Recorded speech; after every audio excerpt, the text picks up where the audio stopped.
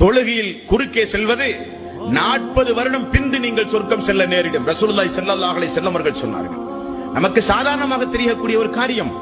மறுமை நாளில் அல்லாஹ் எப்ப தீர்ப்பு சொல்லுவானோ, முதலில் அல்லாஹ் நம்மை விசாரித்து தீர்ப்பு சொன்னால் போதுமே என்று ஒவ்வொரு அடியார்களும் நினைக்கக்கூடிய அந்த மறுமை நாளில், ஒவ்வொரு அடியார்களும் ஏங்கி தவிக்கக்கூடிய அந்த மறுமை நாளில் 40 வருடம் பொறுத்து உனக்கு தீர்ப்பு என்றால் என்ன நிலைமை? நம்முடைய நிலைமை என்பார்கள் சொல்களே.